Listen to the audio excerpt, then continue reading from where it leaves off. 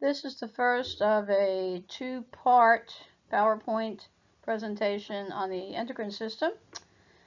And the first thing I want to talk about is the fact that I'm going to try to slow down a little bit, not talk so fast, because as you see here, this is the way my teachers always used to be when I was in school.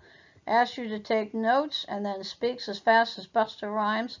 And so from that point on, I decided that I was going to give you my notes. So you have them, and you can just follow along and make notes and comments wherever you need to. So the endocrine system is one of the major controlling systems of the body. It's actually the second controlling system after the nervous system. And these are some of the things that it controls and integrates: reproduction, growth and development, maintenance of electrolyte, water, and nutrient balance of the blood, regulation of cellular metabolism and energy balance, and mobilization of body defenses. So as you can see, the endocrine system is involved with a lot of different processes of the body. Now, here's an overview of the different endocrine glands. You have the pituitary gland, the thyroid gland, the parathyroid gland, the adrenal gland, and the pineal glands. And the hypothalamus is actually what they call a neuroendocrine organ, because if you remember, it had a lot of neurological functions when we were talking about the nervous system, and it also is a very important endocrine function too, because it is involved with controlling the pituitary gland and what the pituitary gland releases, which we'll talk about in a minute. Now, some have exoendocrine functions. Remember, the definition of an exocrine gland is a gland that has a duct. So, for instance, the pancreas has a duct that releases secretions from parts of the pancreas called acinar cells, and these cells secrete digestive enzymes in a fluid into the intestine. Now, there's another part of the pancreas that has endocrine function, which we'll talk about later. And so that gland, for instance, has exocrine endocrine function. Now, there are other tissues and organs that produce other hormones. So as we go into these various systems in AMP2, we will discuss those at that time.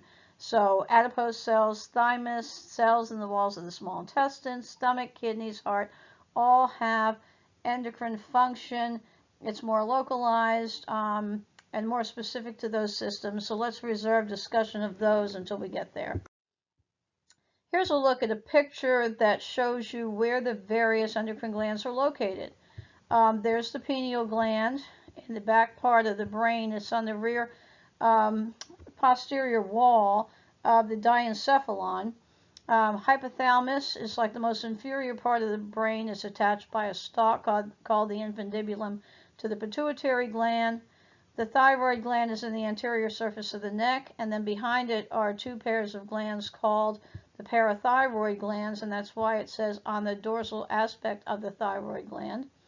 The thymus is below it. The adrenal glands are on top of the kidneys.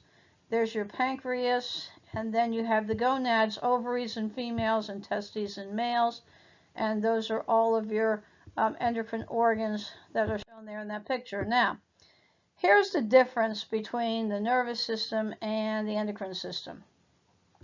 The nervous system has substances that it uses to communicate information from one cell to the next that are called neurotransmitters. And those neurotransmitters are released from axon terminals, and they're released in the area where the target cells are that have the receptors for those particular chemical messengers, and they bind to them. So the nervous system releases neurotransmitters in the vicinity of target cells, so a more localized effect.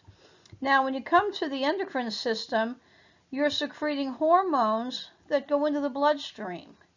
And the target cells very often are remote from where the individual hormones were produced. So their effect is far-reaching and probably very distant from where the hormones are produced. So more localized effect in the nervous system. We have neurotransmitters. In the endocrine system, far-reaching effect, and target cells are distant from where they're produced. Hormones travel through the bloodstream, and hormone is the chemical messenger. So we'll start with the pituitary gland and the hypothalamus. Now, when you think about the term hormone, before we get any further, remember that a hormone is a chemical substance secreted by cells into extracellular fluids, and most of the time it's in the blood. So the pituitary gland is connected to the hypothalamus by a stalk called the infundibulum. And the pituitary gland has a name. It's called the hypophysis. And there are two major lobes. The posterior part is called the neurohypophysis because it's neural tissue. The anterior pituitary is called the adenohypophysis because the term adeno means glandular, and this is glandular tissue.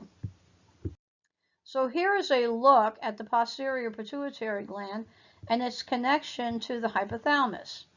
Now in the posterior pituitary, you have these axons. They come down from the hypothalamus. The cell bodies of these neurons are located in the hypothalamus, and then there are these tracts that carry the information down to the axon terminals that are in the posterior pituitary. So this is called the hypothalamic hypophyseal tract. Remember, in the nervous system we said that these tracts are myelinated axons, and usually the name tells you where they come from and where they're going to. So hypothalamic hypophyseal, from the hypothalamus to the hypophysis, okay? So it's a nervous system connection, axons. And so here it says hypothalamic neurons synthesize two hormones, oxytocin and antidiuretic hormone.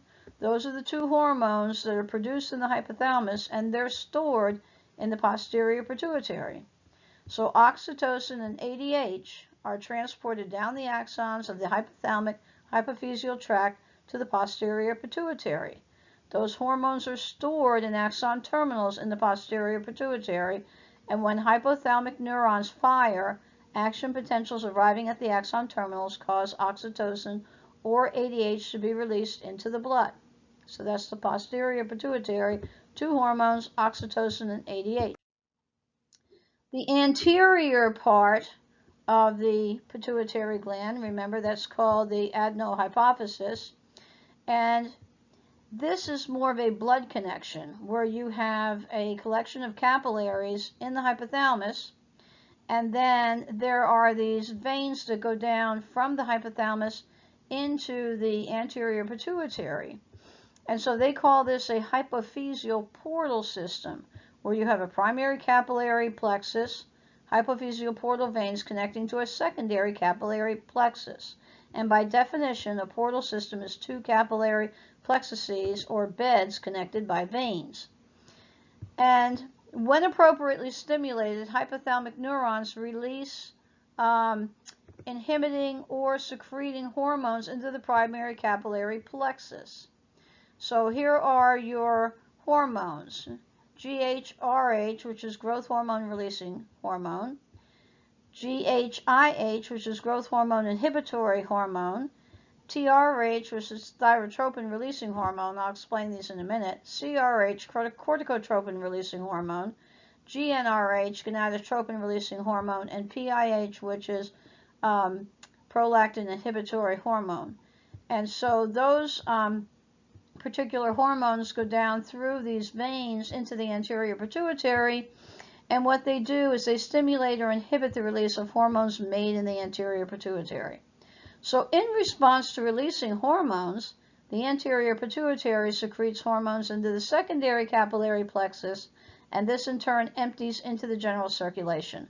So these are your primary 6 hormones produced by the anterior pituitary: growth hormone, thyroid stimulating hormone, adrenocorticotropic hormone, follicle stimulating hormone, luteinizing hormone, and prolactin. So the anterior pituitary hormones, again, there's the abbreviation and there's the word spelled out. And I would make sure for test purposes I knew either the abbreviation or the spelled out term. So if you saw just the abbreviation, you'd know what it is. And if you saw the word, you would know that it's GH. Growth hormone is GH.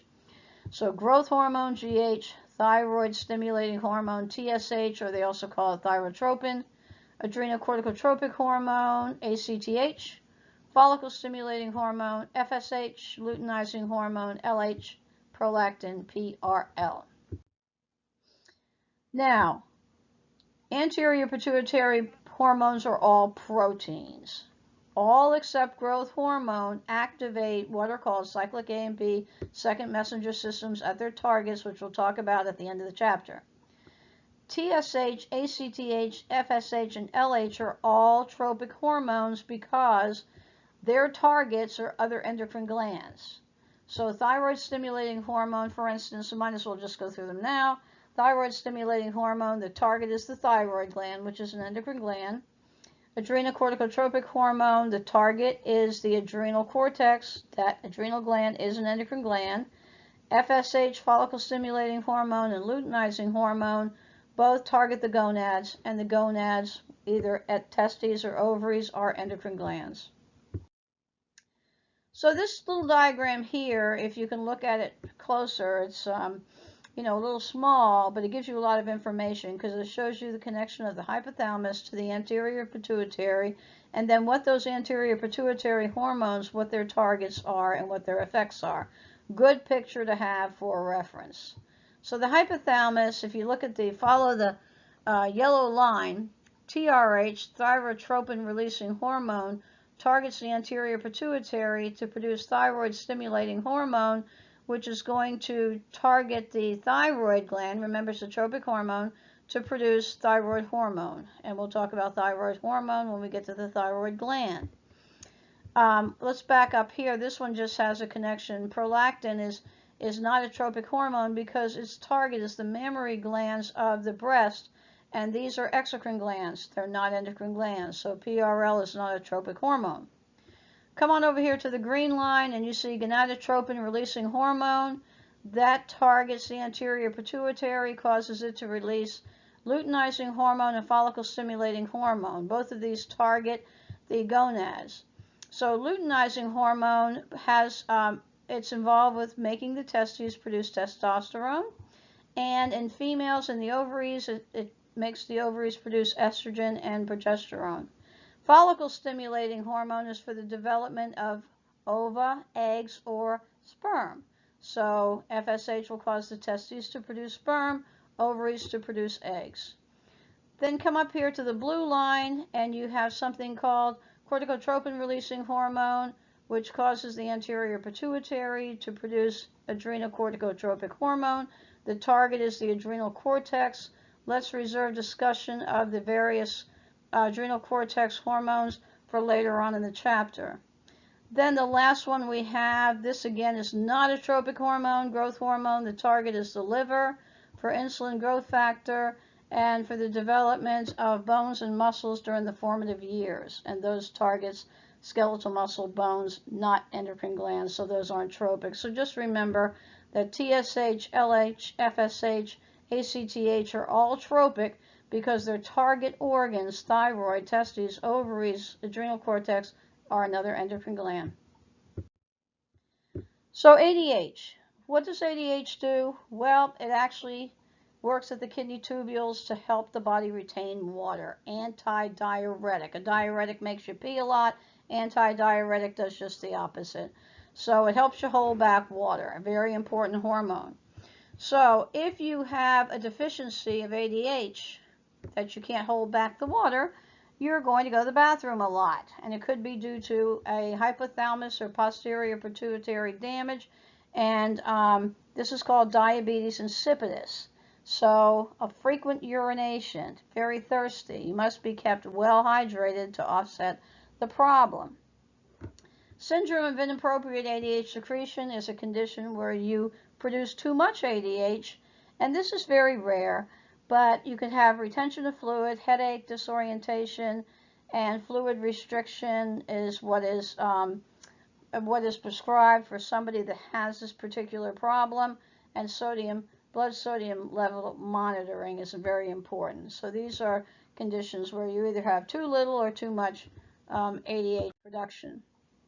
Now, most of your hormones work by negative feedback mechanism, and that's where the output of the system shuts off the production of the hormone. So you'll see here, for example, you see thyrotropin releasing hormone that's produced by the hypothalamus has a positive effect on producing TSH from the anterior pituitary gland, which targets the thyroid gland to produce thyroid hormone. And once blood levels of thyroid hormones reach adequate levels, then that sends the negative feedback signal to shut off the production of TRH and TSH.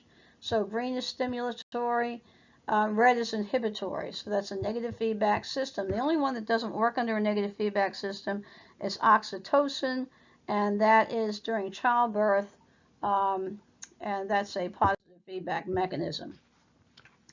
So we're going to go to the pineal gland now. On the notes, there's more of a description of some of these hormones. Take the time to look over those. But I have covered all the major points. Just make sure you know the functions of those various hormones that are produced by the anterior pituitary and the hypothalamic hormones that cause their release. And which ones are tropic, which ones are not of the anterior pituitary hormones, and also the function oxytocin and ADH. Okay, so pineal gland. It's a small gland hanging from the roof of the third ventricle.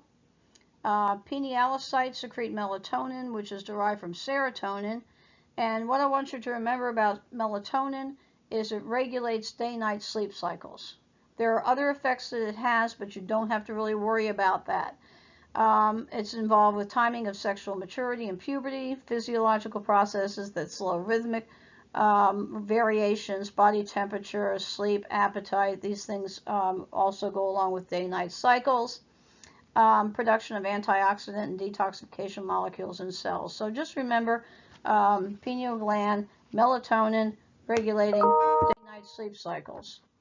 The thymus is a gland that is very large in infants and children, and it shrinks as we age.